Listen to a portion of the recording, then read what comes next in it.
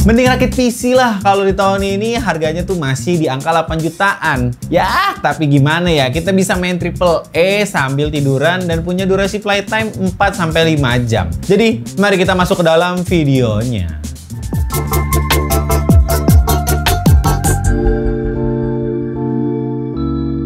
Assalamualaikum warahmatullahi wabarakatuh. Selamat datang kembali di channel High Tech. Henry mau ngomongin handheld console dari Asus ROG Ally. Wadaw. By the way, ini series ROG Ally yang Z1 Extreme ya, yang kita review nih, yang saya punya, yang saya beli gitu. Oke, lanjut aja ya. Seperti biasa di video High Tech bakalan ngasih info-info racun yang pantas dibeli dan pastinya valid no debat buat para penonton. Makanya kalian yang belum subscribe, klik dulu aja tombol subscribe yang ada di bawah. Yang lagi nonton, tonton dulu videonya sampai habis. Yaudah ya, anyway, langsung aja kita masuk ke dalam pembahasan si Asus ROG Ally ini. Saya sudah tidak sabar, bro. Yaps, Asus ROG Ally ini sebenarnya udah lama banget ya rilisnya ya. Sekitar udah 2 tahun yang lalu di tahun 2023. Konsol handheld ini emang jadi gebrakan yang baru nih untuk para gamers. Selain itu, ROG Ally ini juga banyak ya brand-brand lainnya yang ngeluarin dan ikut-ikutan seperti ngebuat konsol handheld pada angkatan dan masanya. Macam Steam Deck, MSI Cloud, Legion Go, dan mungkin masih banyak lagi yang beredar sama kayak si handheld konsol ini. Ya, kita bakalan bahas ini aja ya, secara general aja. Pembahasannya biar nggak ribet dan nggak ruwet buat yang lagi nonton. Oke, kita spill dulu harganya ya. Untuk Asus ROG Ally ini dibanderol di harga, ya sebenarnya ada 2 tipe nih. Yang kita review ini seharga mungkin 9 jutaan. Dan juga ada yang 7 jutaan. Oke, bedanya itu ada di 2 tipe prosesor yang berbeda. Yang satu punya Z1 Extreme di harga 9 jutaan, yang satu lagi serinya non Z1 Extreme itu 7 jutaan.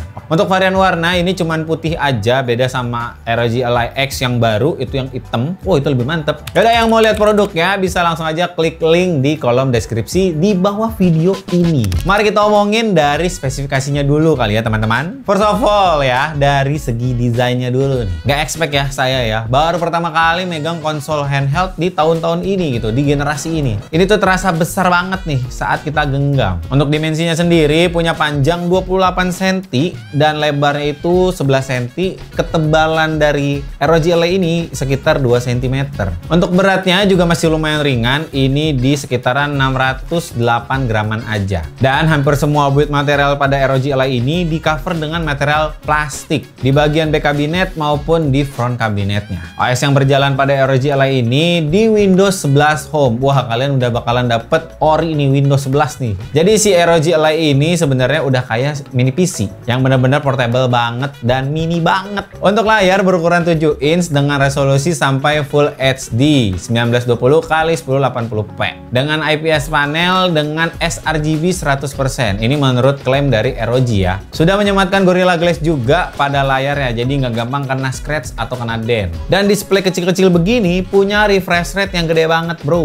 Dia di 120 Hz. Punya tingkatan cahaya juga sebanyak 500 nits dan bisa touchscreen. Oke, untuk tombol yang nampak ya, nggak usah gue jelasin secara detail. Ini ada 2 analog, kanan dan kiri, direction pad, trigger bumper di bagian depan, dan beberapa button function untuk mengakses segala yang dibutuhkan di ROG Ally. Dan di bawah ROG Ally ini juga ada 2 tombol. Ini tuh kayak makronya deh. Kalian bisa setting-setting juga gitu di command center. Oke, sekarang kita ke dalam jeroannya si ROG Ally ini. Untuk ROG Ally ini ada 2 tipe dan kita sengaja ya beli yang versi high end. Dan perbedaannya itu cuman di CPU dan GPU. Untuk yang kita review sekarang ini menggunakan AMD Ryzen Z1 Extreme processor. Punya 8 core, 16 thread dan 24 total cache. Prosesornya ini bisa kita boost up to 5.1 GHz. Prosesornya udah kenceng, terus dikawinin sama GPU dari AMD juga nih. AMD RDNA generasi 3 yang punya 12 compute unit atau CUS dengan kecepatan 2.7 GHz dan performa mencapai 8.6 teraflops. Dengan GPU ini mampu menjalankan ray tracing dan mode FSR untuk meningkatkan kualitas visual dan performance dalam game. Untuk memori yang disematkan sudah 16 GB,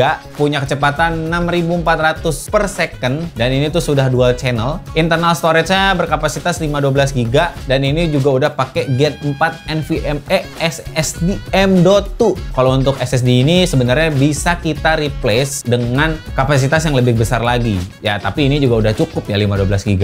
Untuk port I/O ada jack 3.5 mili, lalu juga ada port Type-C untuk nge-charge device kalian, dan port Type-C ini juga bisa kalian gunain untuk display port ke monitor atau TV yang lebih besar. Kecil-kecil emang kacau juga ini ya ROG Ally. Ada satu port juga, yaitu adalah Ultra High Speed Gen 2 micro SD card reader. Kalau misalkan kalian udah kepenuhan game, kalian bisa pakai micro SD Ultra Speed ini buat nyimpen gamenya. Untuk kapasitas baterai, Asus juga ngeklaim kalau mereka tuh pakai 40 watt per hour. Ini gue juga nggak tahu ya berapa jenis kapasitasnya yang disematkan gitu. Jadi tuh bedanya menggunakan power mode saat playtime itu tuh juga beda daya konsumsinya. Karena di ROG Ally ini punya 3 mode preset. Ada mode preset turbo nih, katanya playtime-nya 2 hingga 3 jam. Nah, kalau kalian pakai performance mode itu 3 hingga 4 jam. Ada lagi yang lebih irit, yaitu adalah silent mode 4 hingga 5 jam. Dan itu baik lagi ya kebutuhan saat kalian main game menggunakan ROG Ally ini. Dan konektivitasnya yang disematkan pada ROG Ally ini sudah menggunakan Wi-Fi 6E.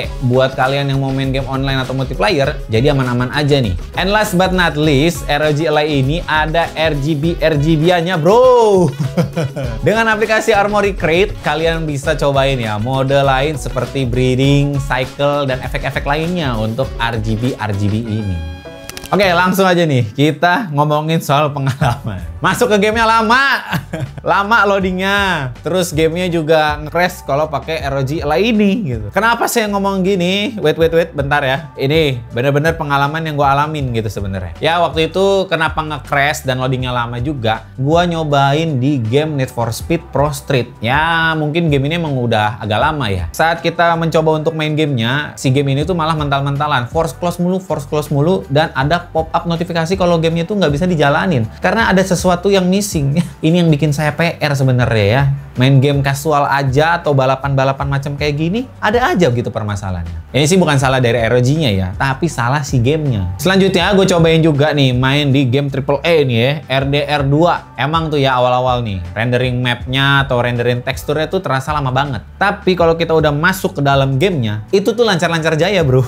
Gamenya tuh bener-bener aman banget saat kita mainin. Saat mainin game AAA sebenarnya tuh ya masih kuat-kuat aja gitu di power mode performance gitu. Memang itu sweet spotnya yang gue temuin, dan beberapa forum bilang kalau sweet spotnya si ROG Ally ini tuh di resolusi 900p atau juga bisa pakai 1080p. Tapi sih kata forum lebih bagus kita mainin di 90p aja dengan power mode performance. Ya mungkin akan ada terjadi lag atau drop FPS, stuttering gitulah ya. Tapi kalau misalkan kalian emang bener ngejar FPS dan ngejar visual, ya recommendednya kalian pakai yang turbo mode. Itu tuh bakalan manjain visual kalian dengan si konsol handheld ini gitu. Apalagi ROG Ally ini juga udah menyematkan mode FSR gitu. Kalian bisa aktifin juga. Jadi kalian kalau misalkan setting di 900p, sebenarnya ya kalian tinggal pencet aja FSR mode gitu. Jadi makin lossless aja gitu. Tidak ada pixelated di bagian ya ujung-ujungnya gitu, ujung-ujung segi pixelnya gitu. Karena ini pengalaman subjektif saya, jadi kalau buat main game ya yang penting tuh playable aja gitu saat dimainin. Nggak terlalu prioritasin grafik atau FPS ya. Yang penting tetap aja gitu aman baterai, playtime-nya bisa panjang. Terpenting juga di zaman sekarang kita tuh butuh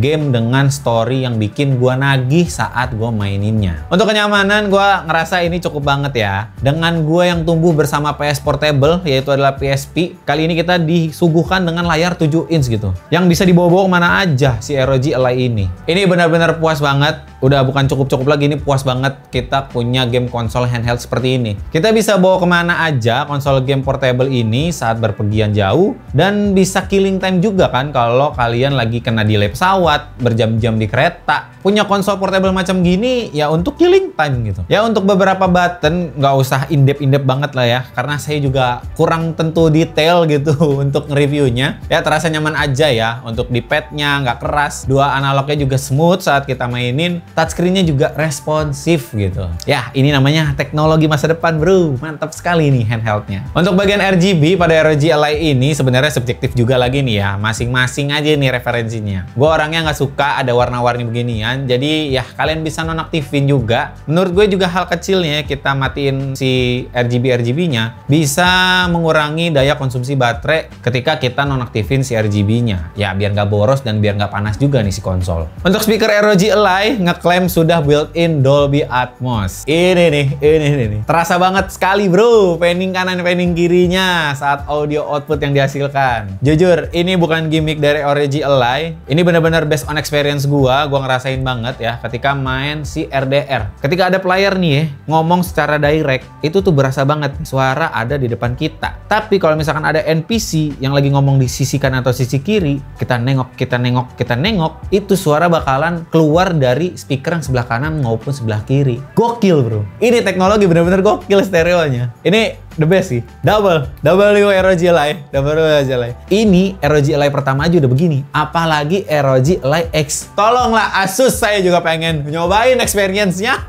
Ya di bagian mic ROG Ally ini menyematkan juga noise cancelling pada di bagian mic-nya. Semisal kalian mau team voice saat in-game online. Oke, untuk bagian berikutnya kita bakalan tes benchmark nih. Ada beberapa tes yang kita lakuin.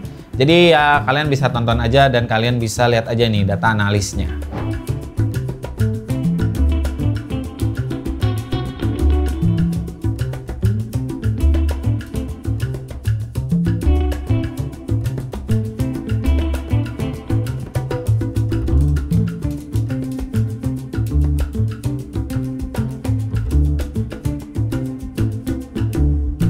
Langsung saja kesimpulannya. Mending kita rakit PC dengan budget 10 jutaan, bro. Nggak ya. Ini kan kita bicara soal portabilitas konsol gaming. Kalau kalian suka berpergian dan nggak sempet gitu kan, ada waktu buat main game. Tapi batin kalian gitu seperti saya juga gitu ya, mau main game di mana aja gitu. Ya pilihannya ya ROG Ally ini gitu. Device yang dibilang sangat-sangat portabilitas banget ya, compact gitu. Durasi playtime-nya juga tahan berjam-jam. Apalagi barang sekecil ini juga bisa mainin game AAA yang saya suka.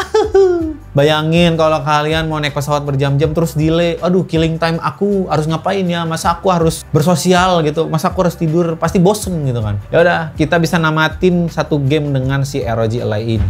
Oke, jadi gitu aja pembahasan kali ini. Gue terima kasih sama brand Asus yang udah buat Asus ROG Ally ini. Buat kalian yang lagi nonton dari awal sampai habis, terima kasih ya sudah mendengarkan bacot saya. Jangan lupa klik tombol subscribe yang ada di bawah, like video ini dan share video racun ini ke teman-teman kalian. Siapa tahu ya teman-teman kalian mau membeli ROG Ally X juga terserah dah. Sampai jumpa di video high tech berikutnya. Saya Henry pamit undur diri dulu. Bye bye.